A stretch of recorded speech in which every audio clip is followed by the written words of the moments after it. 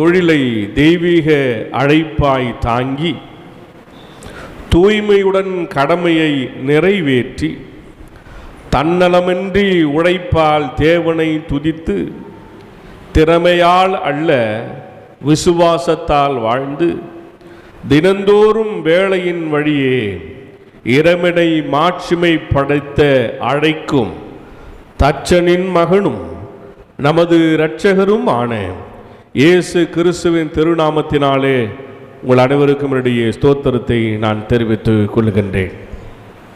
இன்றைக்கு தென்னிந்திய திருச்சபையினுடைய அட்டவணையிலே நாம் தியானிக்கும்படியாக கொடுக்கப்பட்டிருக்கிற தலைப்பு work as worship, honouring God in our profession.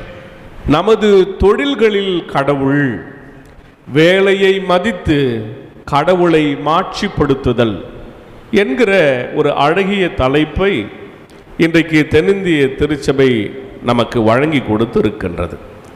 இந்த தலைப்பை புரிந்து கொள்வது எப்படி? இதனுடைய பொருள் என்னவாக இருக்கின்றது? ஆலயத்துக்கு வருகிறோம், ஆண்டவரை வழிபடுகிறோம், அதற்கப்புறம் வீட்டுக்கு போகிறோம் இல்லையா? அப்படி நம்ம வேலை தலக்கு செல்கிறோம் அல்லவா?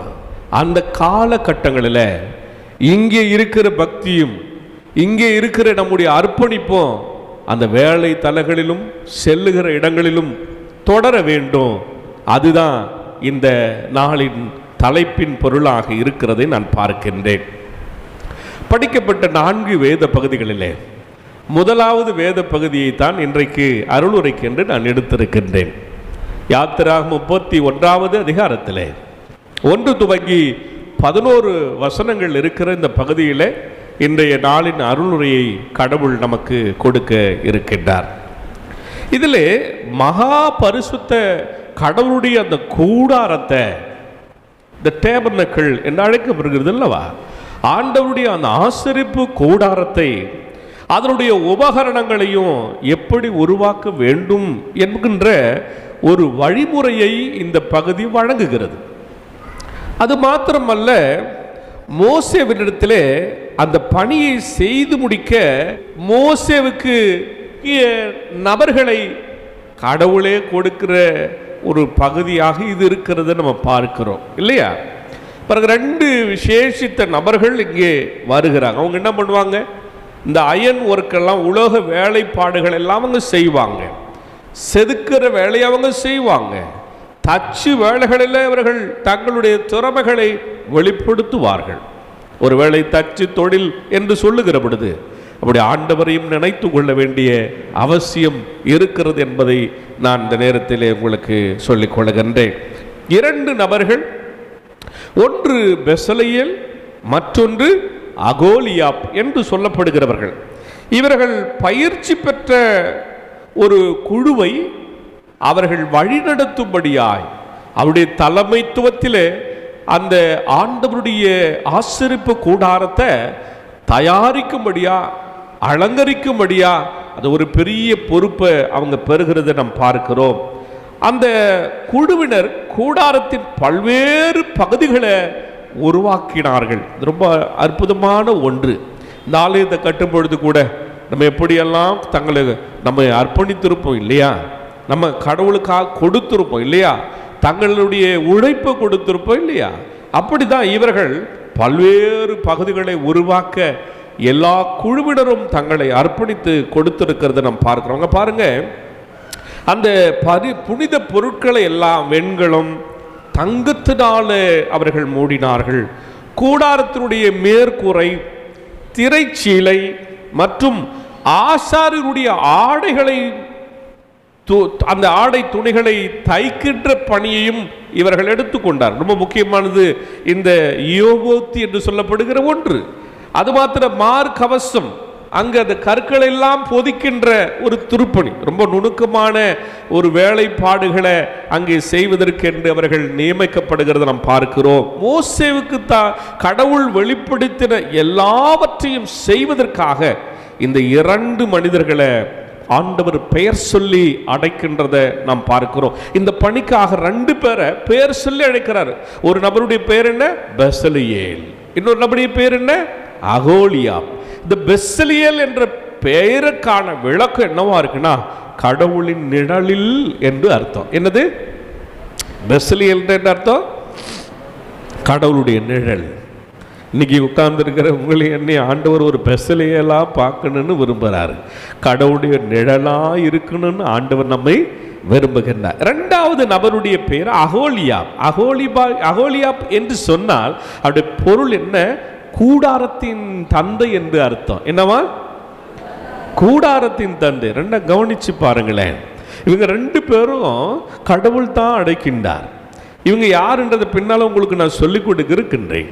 இந்த இரண்டு பேருக்கும் அவருடைய பெயரில் எவ்வளவு பொருத்தம் இருக்கிறது பாருங்க. ஆண்டவருடைய வேலையை செய்யறதுக்கு கூட கர்த்தர் எப்படி பொருத்தமானவர்களை தெரிவு செய்கிறார் என்பது ரொம்ப அற்புதமா இருக்கிறத நான் பார்க்கிறேன். பாருங்க, அவங்க எப்படி பாருங்க, அவங்க பேர்ல இருக்குது. ஒன்று கடவுளுடைய நிழலா இருக்கிற ஒரு மனிதன், மற்றொன்று கூடாரத்தின் தந்தையா இருக்கின்ற ஒருத்தனை கூடாரம் செய்யும்படியாய், ஆண்டவருடைய இந்த ஆசரிப்பு கூடாரத்தை தயாரிக்கும்படியா கர்த்தர் ஒரு விசேஷித்த அழைப்பில் அவர்கள் அழைக்கின்றதை நான் பார்க்கிறேன். இந்த கடவுளுடைய அழைப்புன்னு சொல்றேன் இல்லையா, இந்த கடவுளுடைய அழைப்பு என்பது அவரே அதற்கான ஆற்றலை தருகிறார் என்று பொருள். உங்களை கடவுள் அழைக்கிறாருன்னா உனக்கு எல்லாம் தெரியும்னு அர்த்தம் இல்லை, நமக்கு எல்லாம் தெரியும்னு அர்த்தம் இல்லை. நமக்கு ஒன்றுமே தெரியாதவங்களை தான் கர்த்தர் தெரிந்து கொள்ளுவார். திறமசாலிகளை அழைப்பார், நல்லா பேசுகிறவர்கள் அழைப்பார். இல்லை, ஒன்றுமே பேசாத திக்கு வாயினா இருந்த ஒருத்தனை தான் ஆண்டவர் இஸ்ரேல் மக்களை மீட்டெடுக்கும்படி ஒரு பெரிய தலைவனாக நிறுத்தினார். பாருங்க, அழைக்கின்ற பொழுது நீங்கள் எப்படி இருப்பீங்கன்னு தெரியாது, உங்களை தெரிந்து கொள்ளுகிற பொழுது நீங்கள் எப்படி இருந்தீங்கன்னு தெரியாது. ஆனால் தெரிந்து கொண்ட பிறகு என்ன நடைபெறும் என்பதுதான் மிக முக்கியமான ஒன்று. இங்கே பெரிய மாற்றம் உங்கள் வாழ்க்கையில் நடைபெறும். எப்படின்னா, கர்த்தரே எல்லா திறன்களையும் கொடுக்கிறவராக இருக்கு. நம்ம தகுதி எங்கேருந்து வருது தெரியுமா? அவர்கிட்ட இருந்து தான் வருகிறது.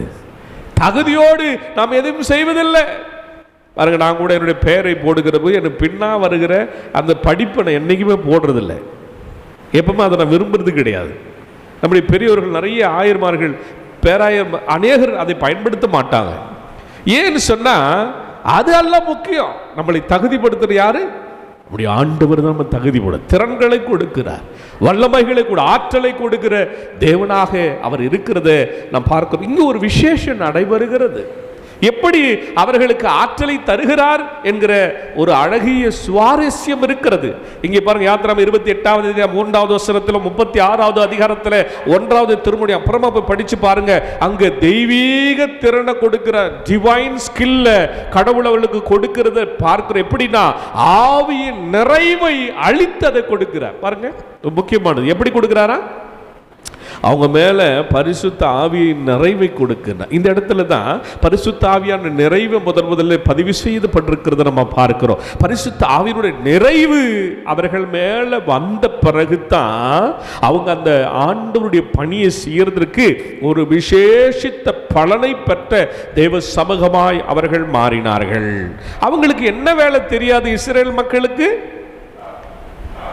மக்களுக்கு இப்படிப்பட்ட பொற்கொள்ளர்கள் எல்லாம் அதிகமாக கிடையாது, அல்லது நகை பணியாளர்கள் எல்லாம் அவர்களுக்கு கிடையாது.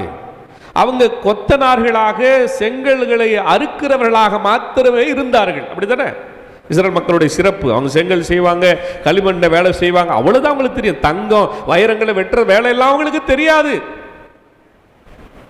ஆமா தானே?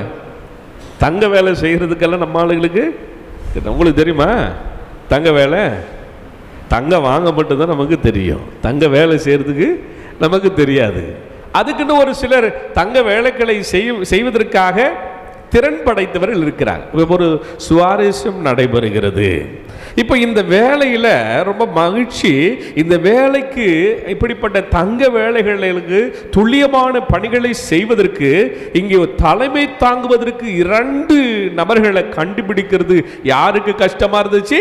மோசேக்கு ரொம்ப கஷ்டமா இருந்துச்சு. ஏன்னா இவங்க எல்லாருமே இந்த பணியை செய்யறவங்க. எந்த பணியை செய்யறவங்க? சிவில் ஒர்க் செய்யறவங்க. ஒருவேளை இப்படிப்பட்ட தங்க ஆபரணங்களை செய்யறது, வைரங்களை வெட்டி வைக்கிறது, இப்படிப்பட்ட சிறப்புக்குரிய பணிகளை செய்யறது ரொம்ப கடினமா இருந்திருக்கும் என்று நான் நினைக்கின்றேன். யாரப்பா அனுப்புறது இந்த வேலைக்கு? அப்படி என்று அவர் விசனப்பட்டு கொண்டு இருந்திருப்பார் என்று நினைக்கிறேன். அதனாலதான் என்ன நடக்குது, கடவுளே அந்த விடயத்தில் அக்கறை காட்டுகிறத இந்த பகுதி அழகாய் நமக்கு எடுத்துரைக்கிறது. நல்லா கவனிங்க.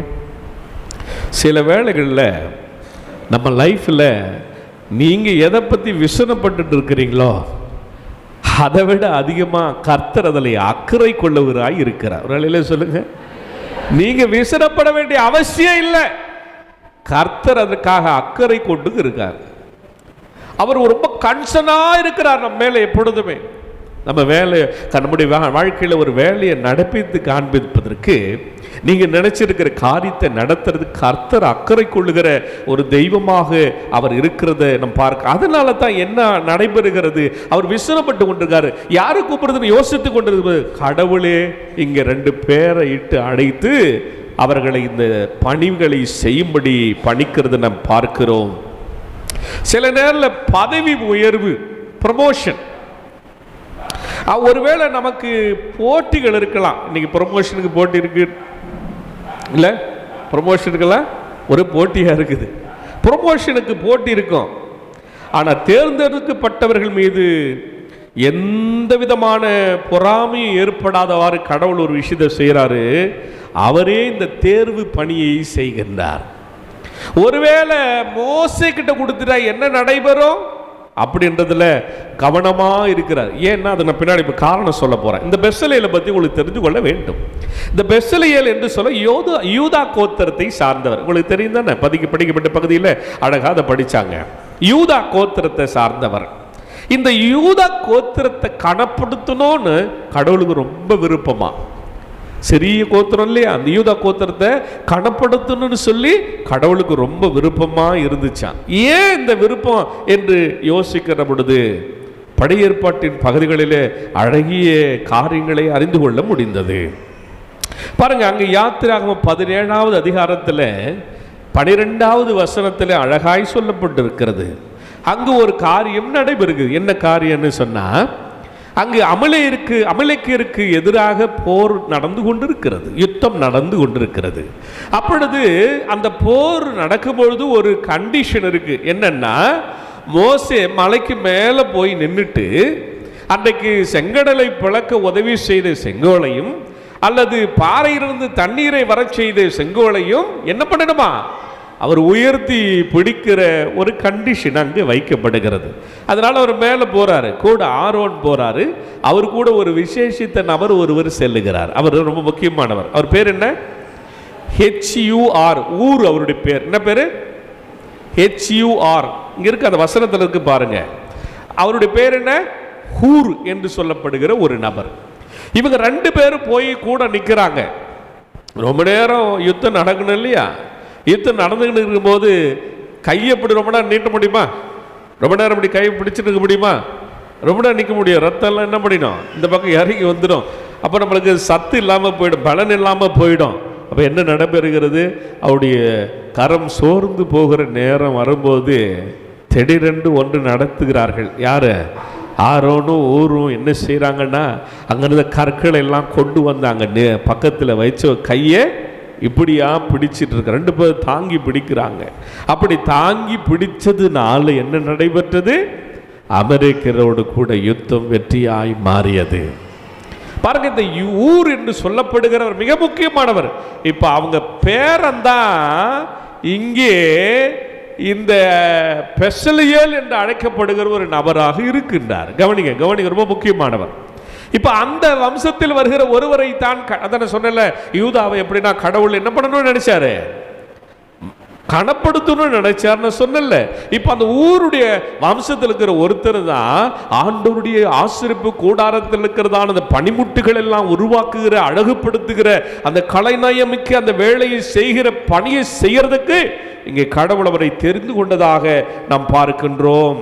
அப்போ இங்கே மோசே இன்னொரு இடத்துல ஒரு இன்சிடென்ட் ஒன்று நடக்கிறது. என்னன்னா, மோசே சீனாய் மலைக்கு செல்லுகிறார். கீழே எல்லாரையும் விட்டுட்டு போறாரு. நீங்கெல்லாம் இங்கே இருங்க பத்திரமா, நான் மேலே போய் ஆண்டவருடைய சமூகத்தில் இருந்து கர்த்தர் நமக்காக எதை வைத்திருக்க அதை நான் பெற்றுக்கொண்டு வருகிறேன்னு சொல்லி செல்லுகிறார். அப்போ அவர் போய் ஆண்டவருடைய சமூகத்தில் இருக்கிற பொழுது அந்த மலையை முழுசுமா தேவ மேகம் மூடியது என்று நாம் படிக்கிறோம் இல்லையா? இப்போ கீழே யார் அந்த தலைமைத்துவத்தை பார்த்து கொண்டது? 2 பேர் அங்கே தலைமைத்துவத்தை பார்த்து கொண்டு இருக்கிறார்கள். ஒருவருடைய பெயர் என்ன? ஆரோன், நமக்கு எல்லாம் தெரிஞ்ச ஒரு பெயர். இன்னொரு நபருடைய பெயர் இருக்கிறது. அது யாத்திராகமம் 24வது அதிகாரத்தில் 14வது வசனத்தில் நீங்க படித்து பார்த்து சொன்னால் அங்கேயும் இந்த மனிதருடைய பணி இருக்கிறத நாம் பார்க்கின்றோம். ரொம்ப முக்கியமானது. மோசே இல்லாத நேரத்தில் ஆசாரியனுடைய ஆரோனோடு சேர்ந்து மக்களை வழிநடத்தும்படியாக இங்கே இந்த ஊர் இருக்கிறத நம்ம பார்க்கின்றோம். அப்ப இஸ்ரவேல்ல ஒரு புகழ்பெற்ற அந்த குடும்பத்தில் இருந்து, இப்போ ஒரு புகழ் இருக்கு இல்லையா, போர் நடைபெறுகிற பொழுது அங்கே தாங்கி நின்ற ஒருவர், சீனாய் படை நடத்துகிற பொழுது இங்கே மக்களை வழிநடத்துகிற ஒரு தலைவர்களில் ஒரு தலைவராக இருந்த ஒரு பிரசித்தி பெற்ற ஒரு குடும்பம். இப்ப என்ன நடைபெறுகிறது? இப்போ இந்த பிரசித்தி பெற்ற புகழ்பெற்ற குடும்பத்திலிருந்து ஒரு தொழிலாளியை கடவுள் தெரிவு செய்வதுதான் இங்கே அழகா இருக்கிறது. நாம் பார்க்கிற அவரது குடும்பத்தை சேர்ந்த ஒருவர் ஒரு கைவிளைஞராக இருப்பது, கூடாரத்தின் பணிகளை செய்ய நியமிக்கப்படுது, அந்த குடும்பத்திற்கு ஒரு பெரிய ஆசீர்வாதமாக இருக்கிறது நான் பார்க்கிறேன். இன்னொரு சுவாரஸ்யமான ஒரு தகவல் இதுல இருக்கிறது. ஊரை பற்றி தகவலை சொன்னேன். இப்போ இந்த ஊர் என்கிறவர் இன்னொரு ஒரு அருமையான ஒரு காரியம் இதில் இருக்கு. யூதர்களுடைய பாரம்பரியத்தின்படி, ட்ரெடிஷன் ஆஃப் தி ஜூஸ், யூதருடைய பாரம்பரியத்தின்படி இந்த ஊர் என்பவர் யார் என்று சொன்னால் மிரியாம் அவருடைய கணவராக இருக்கிறார். யார் இவரு? மிரியாம் யாரு? அப்போ மோசே, அதுக்கப்புறம் ஆரோனு, மிரியாமு, இப்போ யார் வர்றாரு? ஹூர் வருகிறார். அப்புறம் யார் கடைசியா வருது? பெசலியல் வருகிறார். நல்லா கவனிங்க. இந்த குடும்பம் இப்போ நீங்க இது பார்க்கும்போது ஒரு நெப்போட்டிசம் மாதிரி தோன்றும். ஒரு குடும்பத்தை சார்ந்தவங்களே தொடர்ந்து வர மாதிரி உங்களுக்கு தோன்றும். அப்படி அல்ல. ஒருவேளை மோசே அதை செய்திருந்தா நீங்க சொல்ற மாதிரி நினைப்பது போல குடும்பமே வந்துடுச்சுன்னு சொல்லிடலாம். மோசேவே அவங்க ஃபேமிலியில ஒருத்தர் கொண்டு வந்துட்டா நீங்க நம்ம என்ன தோணும். ஆனா இங்க விசேஷம் என்னன்னு சொன்னா கர்த்தர் தான் அதை செய்கிறவராய் இருக்கிறத நாம் இங்கே பார்க்கின்றோம். ஏன்னா அந்த அந்த அந்த பணியை செய்வதற்கு பொறுப்பேற்றுக் கொண்டவர் கடவுளாய் இருக்கிறார். அதனால இது ஒரு நியாயமாக இங்கே கருதப்படுகிறத நாம் பார்க்கின்றோம். அப்ப கடவுளுடைய மோசே உறவினர்களை கனப்படுத்துகிற ஒரு கடவுளாய் இருக்கிறார். மோசே ஒரு பெரிய பணியை செய்கிறார். நீங்க ஆண்டவருக்காக ஏதாவது செஞ்சீங்கன்னா உங்க சந்ததியை கடவுள் பொறுப்பெடுத்து கொள்ளுவார். நீங்க கர்த்தருக்காக ஒரு சின்ன காரியம் செஞ்சு பாருங்களேன், உங்களுக்கே தெரியாது உன் பிள்ளைகளை, உன் பேர பிள்ளைகளை கர்த்தர் ஆசீர்வதித்து கொண்டே இருப்பார். மோசே இங்கே தேவனுக்காக தன்னை அர்ப்பணித்து கொடுத்ததினாலே வாழ்க்கையை கொடுத்துட்டார். கர்த்தர் எங்க சொல்றாரு அங்கெல்லாம் போறதுக்கு ஒப்படைத்தார். என்ன நடந்தது பாருங்க. அவங்க குடும்பமே தேவ சமூகத்தின் பணிகளை செய்யும்படியா ஆண்டவர் ஒரு பெரிய கிருபையை அவர்களுக்கு கொடுத்திருக்கிறத நாம் இங்கே பார்க்கிறோம். இது பெருமை அல்ல, முழுக்க முழுக்க கடவுளின் செயல். உங்க வாழ்க்கையில கடவுளுடைய செயல் வேண்டுமா? கர்த்தருக்காக எதையாகிலும் செய்வதற்கு உத்தியோகப்படுங்கள். இரண்டாவது, இன்னொரு நபர் இங்கே இருக்கின்றார். அவருடைய பேர் என்னது? அகோலியாப் என்று சொல்லுகிறோம். இந்த அகோலியாப் எந்த கோத்திரத்தை சார்ந்தவர் என்று சொன்னா தான் கோத்திரத்தை சார்ந்தவர். அவரு யூதா கோத்திரத்தை சார்ந்தவர், பெசலியல். இந்த அகோலியாப் எந்த கோத்திரத்தை சார்ந்தவர் என்று சொன்னால் தான் கோத்திரத்தை சார்ந்தவர். பாருங்க, யூதா, லேவி இந்த கோத்திரங்கள் அனைத்தும் அனைத்து பதவிகளையும் தாங்களே ஏகபோகமாக அனுபவித்து போல பெருமை கொள்ளக்கூடாது. ஏன்னா லேவி தான் முழுக்க முழுக்க என்ன பண்ணாங்க, லேவியர்கள் அவங்க தான் ஆண்டவருடைய பணியை செய்கிறவர்களாக மாறுறாங்க இல்லையா. இவங்க முழுக்க முழுக்க அவங்களா எல்லாம் பணி செய்கிறதுனால இதில் எதுவும் பெருமை சொல்றதுக்கு இடம் இல்லை. ஆனால் இங்கே ஒரு குறைவான அந்தஸ்துடையவராக இந்த தான் கோத்திரத்தை எப்படி பார்க்குறான்னா ரொம்ப அந்தஸ்தில் குறைந்த ஒரு நிலையில் இருக்கிறதா இதை பார்க்கிறான். அப்போ குறைந்த அந்தஸ்துடைய தான் கோத்திரத்தை சார்ந்த அகோலியப்ப இங்கே கடவுள் தேர்ந்தெடுக்கிறார். அங்கே ஒரு சின்ன கோத்திரம், இங்கே ஒரு சின்ன கோத்திரம். கடவுள் சிறியதை வைத்து தான் பெரிய காரியங்களை நடப்பித்து கொடுப்பார். சிறு கூழாங்கல் தான் யார் கையில் இருந்துச்சு? யார் கையில்? சிறு கூழாங்கல்ல வச்சு தான் ஒருத்தனை வென்றார். அவர் யாரு? எவ்வளோ சில சின்ன சின்ன, நீங்களும் ஆண்டுடைய பார்வையில், உலகத்தின் பார்வையில் ரொம்ப சின்னதாக இருப்பீங்க, கவலைப்படாதீங்க. உங்களை தான் கர்த்தருக்கு ரொம்ப பிடிக்கும். அல்லேலூயா. உங்களை வச்சு தான் கர்த்தர் பெரிய காரியங்களே செய்வார். ரொம்ப ஷார்ட்டாக இருக்கான்னு பார்க்காதீங்க, ரொம்ப சின்னதாக இருக்கான்னு பார்க்காதீங்க, ஒன்றும் தெரியலன்னு பார்க்காது. கர்த்தர் உங்களை கொண்டு தான் பெரிய காரியங்களை நடப்பிப்பார். சிறியதாக இருக்கிற ஜனமே, சிறியதாக இருக்கிறன்னு என்ன அது? கர்த்தர் உன்னை பெரியதாய் மாற்றுபடி பெரிய சித்தம் கொண்டு இருக்கிறார். இங்கே அப்படிதான் சாலமோனுடைய தேவாலயத்தை கட்டுறதுல கூட முதன்மை தொழிலாளியாக இருந்த ஈராம் என்கின்ற ஒருவர் இருந்தார். அவரும் இந்த தான் கோத்திரத்தை சார்ந்தவர் தான். தேவனுடைய மிகப்பெரிய பின்னாளில் 2 நாளாகமத்தில் 2:14 அது பதிவு செய்யப்பட்டுகிறது. ஆண்டுடைய பேராலயத்தை கட்டுகிற பணியிலோ முதன்மை தொழிலாளியாக இருந்தவர் தான் கோத்திரத்தை சார்ந்தவர். இப்ப ஆசரிப்பு கூடாரம், அதுக்கு முன்னால சாலமோனுக்கு முன்னால ஆசரிப்பு கூடாரம் இருக்கிறது மோசேயின் காலத்தில். அந்த ஆசரிப்பு கூடாரத்திலும் முதன்மையாக இருவர் இங்கே நிறுத்தப்படுகிறத நாம் பார்க்கின்றோம். இங்கே என்ன ஒரு காரியம் நடைபெறுகிறது?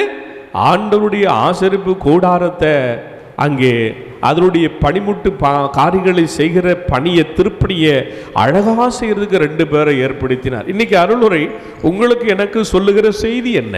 இப்போ நம்ம என்ன செய்யணும் அப்படின்ற ஒரு கேள்வியை இப்பொழுது வைக்கின்றது இல்லையா? இப்போ என்ன கேள்வி வைக்கிறதுன்னா, அவங்க ஆசரிப்பு கூடாரத்தை டேபர்னக்கிளை அவங்க செய்யறதுக்காக கடவுள் அவங்கள விசேஷத்தை வண்ணமாக தேர்ந்தெடுத்தார் நம்ம பார்த்தோம் இல்லை? இப்போ இங்கே உட்கார்ந்து இருக்கிற உங்களை என்னை ஆண்டவர் எப்படியா பார்க்குறாரு? இப்போ ஒரு கூடாரத்தை ஆண்டவர் செய்யணும்னு சொல்லி இயேசுவின் காலத்தில் ஒன்றை ஏற்படுத்துகிறார். தன்னுடைய சீடர்கள் வழியாக அதை ஏற்படுத்துகிறார். அதை என்னன்னு சொல்றாங்க இறையியலாளர்கள் என்று சொன்னால், மிக முக்கியமான ஒரு காரியம் அது.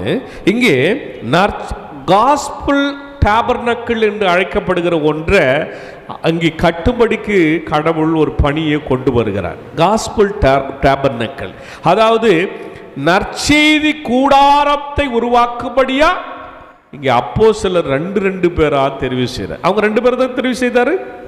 அகோலியா, பெசலியா 2 பேர் தான் தெரிவு செய்தாரு. எதுக்கு? ஆசரிப்பு கூடாரத்தில் எல்லாத்தையும் உருவாக்குறதுக்கு அவங்கள கொண்டு வந்தார். இப்போ உங்களுக்கு எனக்கும் ஆண்டவர் எப்படியா வச்சிருக்கிறார்னா, எப்படி சீடர்கள் 2 பேர் அந்த உலகத்திற்கு அன்பி நற்செய்தியை கொண்டு போங்க, நற்செய்தியை போய் கட்டுங்க, இந்த உலகத்தில் ஆண்டுடைய ராஜ்யத்தை கட்டுங்கன்னு சொன்னாரோ, அந்த டேபர்னக்கிள், அந்த நற்செய்தி கூடாரத்தை கட்டுகிற ஒரு வேலையை கிறிஸ்து தம்முடைய சீடர்களுக்கு கொடுத்தது போல இன்றைக்கு நமக்கும் அதை வைத்திருக்கிறார் என்று சொல்லி நான் விசுவாசிக்கின்றேன். உலோக வேலை செய்வதற்கு அல்ல, மனிதர்களிடத்தில் வேலை செய்ய. இங்கே மனிதர்களுடைய வாழ்விலே ஒரு எழுப்பப்பட வேண்டிய ஒரு கூடாரம் இருக்கின்றது. அது ஒருவேளை எபிரேயர் 9வது அதிகாரத்தில் 11வது வசனத்தில் பதிவு செய்யப்பட்டிருக்கிறது. மிகவும் பெரிதும் உன்னதமாய் இருக்கிறது என்று அதை குறித்து சொல்லுகிறார்கள். அப்போ நீங்க ஆண்டுடைய சமூகத்தில் இன்றைக்கு வந்திருக்கிற தேவ பிள்ளைக்கு நம்ம செய்ய வேண்டியது என்ன? கர்த்தருக்காக ஆண்டுடைய நற்செய்தி என்கிற கூடாரத்தை கட்டி எழுப்ப வேண்டிய ஒரு பெரிய பணி நமக்கு கொடுக்கப்பட்டிருக்கிறது. ஒருவேளை நாளைக்கு நீங்க வேலைக்கு செல்லும் பொழுது நீங்கள் இதை மனதில் வைத்து கொண்டு செல்ல வேண்டும். நீங்கள் ஒரு சின்ன ஜெபம் ஜெபித்து விட்டு எதையும் தொடங்குங்க. வேலை செய்யும் போது என்ன பண்ணணும்? ஒரு சின்ன ஜெபம் செய்யுங்க. அந்த சின்ன ஜெபம் செய்கிறதுனால ஒன்று நடக்கும். என்னன்னா, அங்கே பரிசுத்த ஆவியானவர் உங்கள் மேலே ஊற்றப்படுவார். நீங்கள் செய்ய வேண்டிய வேலையை அவர் செய்வதற்கு உங்களுக்கு திறனை கொடுப்பார், ஞானத்தை கொடுப்பார்.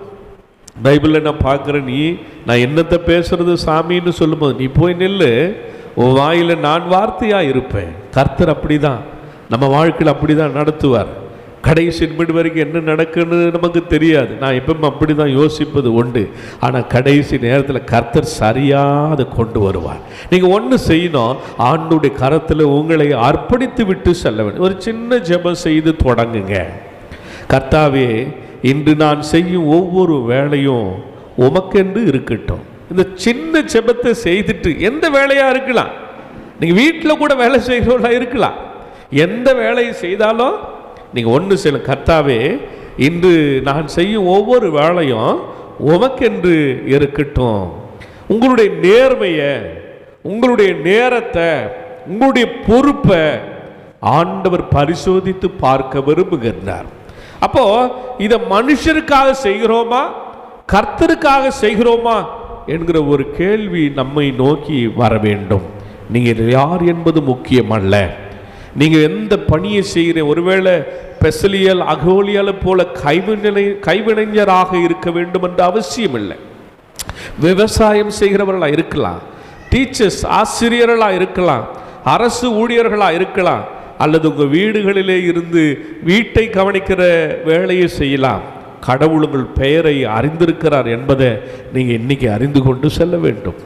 பெசலியாலின் பெயரை அறிந்த கடவுள், அகோலியாப்பின் பெயரை அறிந்த கடவுள், நீ எந்த வேலை செய்கிறையோ உன்னையும் அந்த இடத்திலே பெயர் சொல்லி அழைக்கிறவரார். உங்கள் கைகளில் இருக்கிற திறமை, உங்கள் தலையில் இருக்கிற அறிவு, உங்கள் இதயத்தில் இருக்கிற நேர்மை, இவை எல்லாவற்றையும் கடவுள் பொறுப்பெடுத்துக் கொள்வார். கடவுளிடத்தில் உங்கள் அர்ப்பணியுங்கள், உங்கள் வேலையின் மூலமாய் அவரை மகிமைப்படுத்துங்கள். அப்படி செய்ய கடவுள் நம்மை ஆசீர்வதிப்பாராக. ஆமென்.